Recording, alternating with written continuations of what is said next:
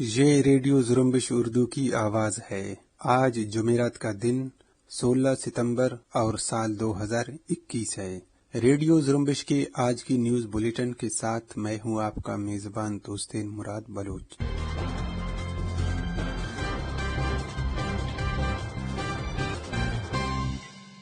Radio जुम्बिश के आज की न्यूज बुलेटिन में बलूचिस्तान समेत इलाकाई और आलमी खबरें शामिल हैं। आइए सबसे पहले बलूचिस्तान से मुताल्लिक खबरें सुनते हैं।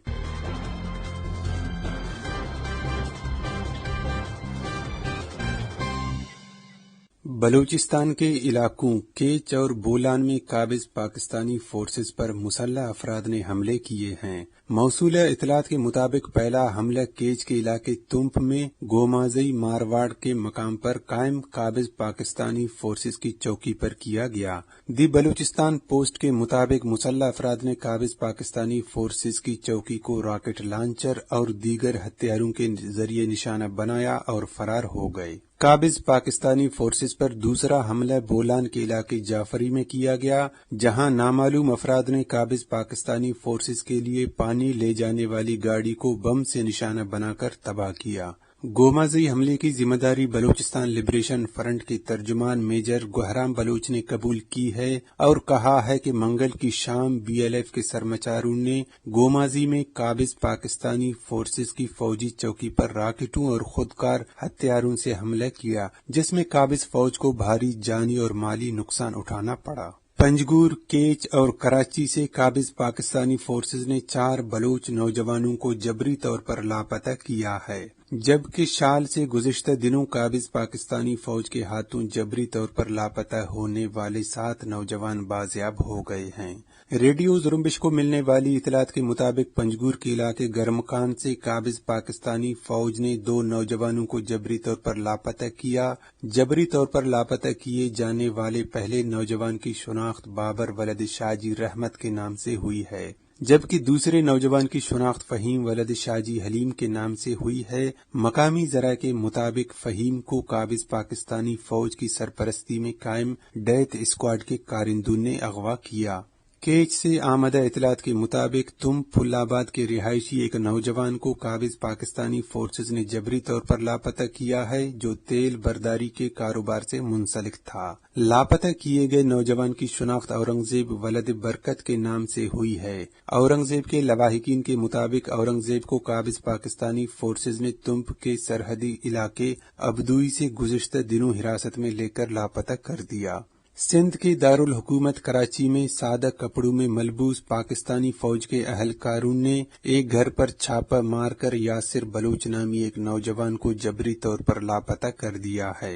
एक वीडियो पैगाम के जरिए यासिर बलूच के अहल खाना ने इस बात की तस्दीक की है कि बुध की रात पाकिस्तानी फोर्सेज ने उनके घर पर धावा बोलकर खवातीन और बच्चों को शदीद तशद्दुद का निशाना बनाया और घर में मौजूद मोबाइल फोन और दीगर कीमती सामान का सफाया भी किया और यासिर बलूच को उठाकर अपने साथ ले गए। अहले खाना के मुताबिक यासिर को एक मर्तबा पहले भी जबरी तौर पर लापता किया गया है। दूसरी तरफ बलूचिस्तान के मरकजी शहर शाल के इलाके किली कमरानी से 4 और 5 सितंबर की दरमियानी रात काबिज पाकिस्तानी फोर्सेस के हाथों जबरी तौर पर लापता किए गए मंसूर कमरानी, वासे कमरानी, दाऊद कमरानी, जुबैर कमरानी, उजैर जहरी, शकील सुमालानी और शबीर सुमालानी बाजियाब हो गए हैं। बलोच यकजहती कमेटी ने अपने एक बयान में कहा है कि बारिकान में जाली और बोगस डोमिसाइल से इलाके के रहने वाले लोगों की हक तलफी का सिलसिला जारी है। बलूचिस्तान के दीगर इलाकों की तरह बारिकान में भी बोगस और जाली डोमिसाइल के जरिए मकामी लोगों से उनके हकूक छीनकर पंजाब से आए हुए लोगों को दिया जा रहा है। बयान के मुताबिक बारिकान जैसे पसमानदा इलाके में जहां हुकूमत को अवाम को रोजगार फराहम करने के लिए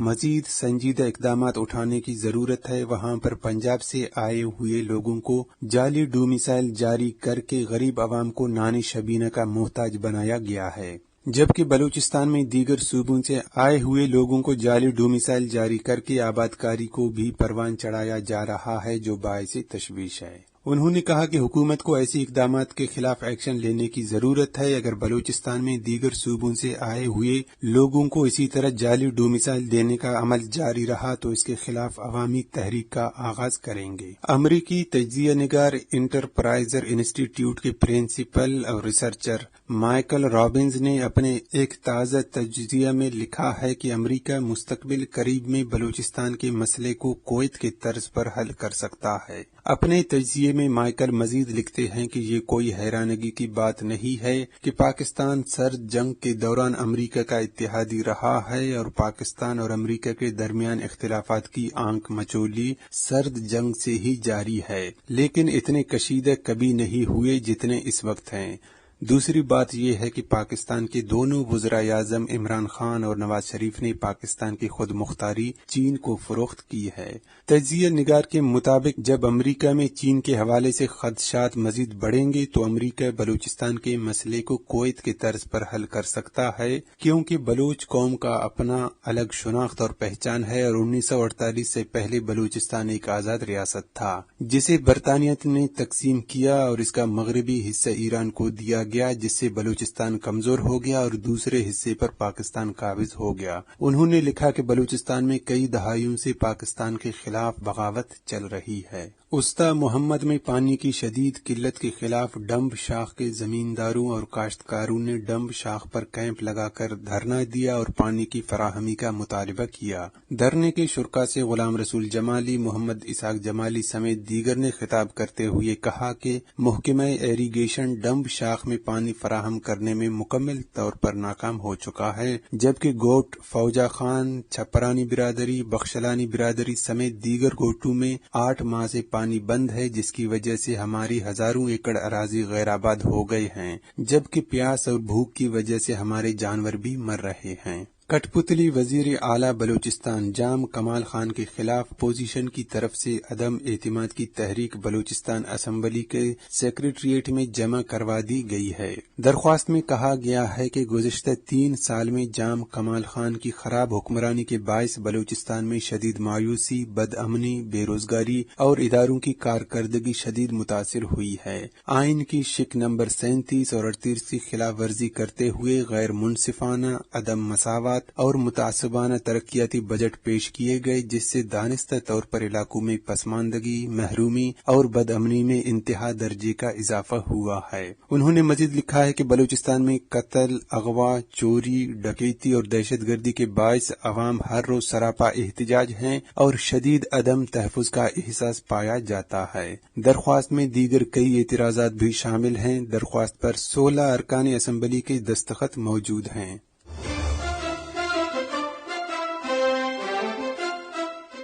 یہ تھیں بلوچستان سے متعلق خبریں۔ اب علاقائی اور عالمی خبریں پیش کریں گے خلیل بلوچ۔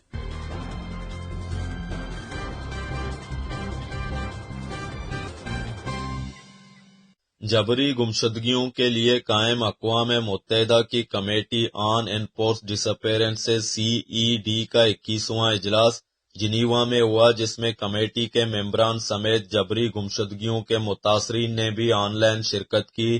پاکستان سے ڈیفنس آف ہیومن رائٹس کے چیئرپرسن آمنہ مسعود جنجوعہ نے اجلاس میں شرکت کر کے پاکستان میں جبری گمشدگیوں کے متاثرین کی نمائندگی کرتے ہوئے اپنی اور دوسرے متاثرین کی کہانی سنائی۔ کمیٹی کے ممبران نے آمنہ مسعود جنجوعہ کی جدوجہد کو سراہا اور کہا کہ آپ کی ہمت اور طاقت سے بہت سے متاثرہ خاندانوں کو امید اور ہمت ملتی ہے۔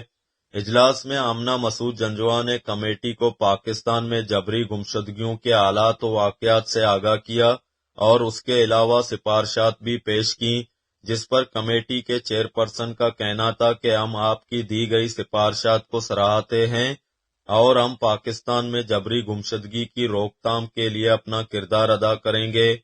پاکستان کے سپریم کورٹ نے چیف الیکشن کمشنر پاکستان کی تعیناتی کے خلاف دائر درخواست خارج کر دی ہے اور درخواست پر سپریم کورٹ رجسٹرار آفیس کے عائد اعتراضات برقرار رکھے ہیں۔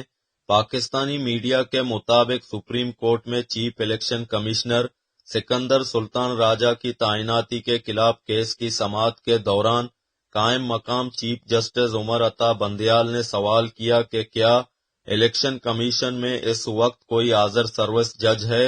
درخواست گزار علی عظیم آفریدی نے جواب دیا کہ اس وقت کوئی حاضر سروس جج الیکشن کمیشن میں نہیں۔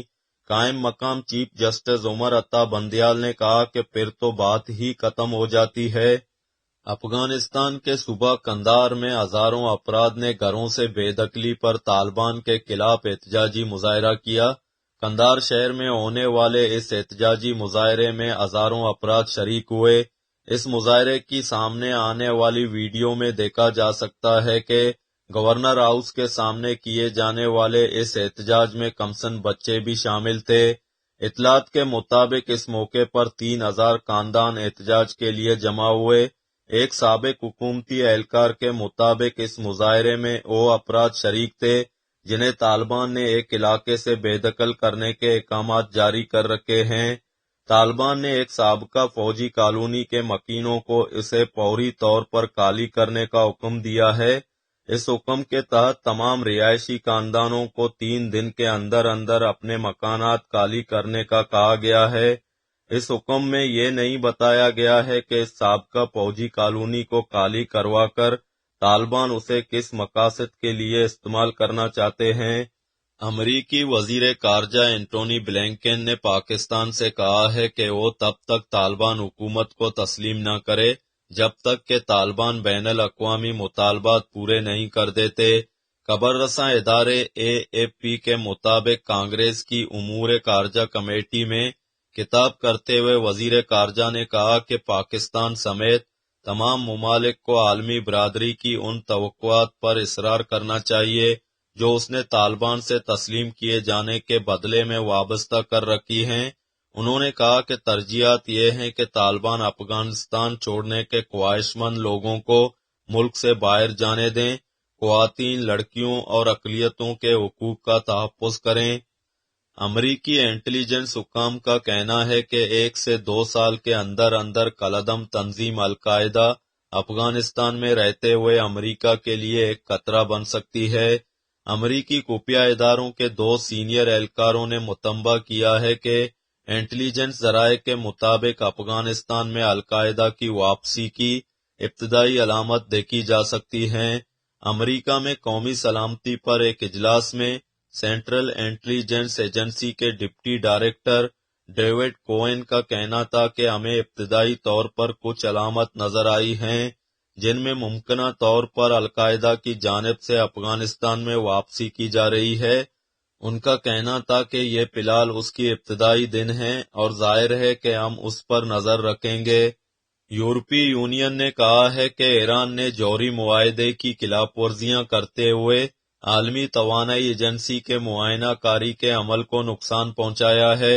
نیو یارک ٹائمز کے مطابق یورپی یونین نے کہا ہے کہ ایران نے اپنے جوہری پروگرام کی پرامن نوعیت کو ثابت کرنے کے لیے کوئی قابل قبول جواز فراہم نہیں کیا ہے۔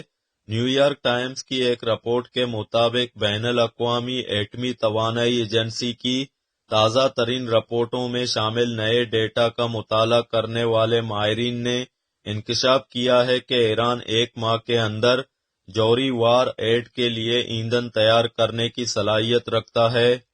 شام میں انسانی حقوق کی صورتحال پر نظر رکھنے والے ادارے سیرین آبزرویٹری فار ہیومن رائٹس نے کہا ہے کہ منگل کو نامعلوم طیاروں نے شام اور عراق کی سرحد پر البو کمال کے علاقوں میں ایرانی مسلح گروہوں سے تعلق رکھنے والے ایک فوجی مرکز کو نشانہ بنایا ہے۔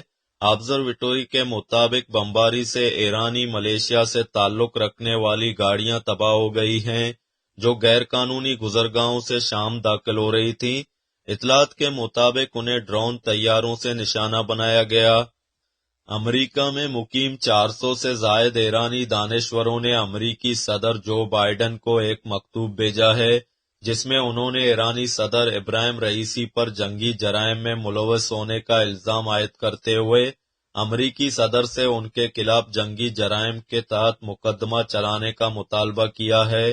مکتوب میں امریکی حکومت سے مضبوط اور فوری کارروائی کا مطالبہ کرتے ہوئے زور دیا گیا ہے کہ رئیسی ایرانی عوام کا نمائندہ نہیں ہے۔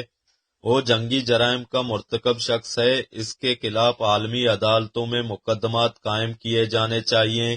مکتوب میں جو بائیڈن سے مطالبہ کیا گیا ہے کہ وہ اقوام متحدہ کی جنرل اسمبلی سے خطاب کے دوران امریکی کانگریس، اقوام متحدہ کے ماہرین اور ایمنسٹی انٹرنیشنل کی نظریہ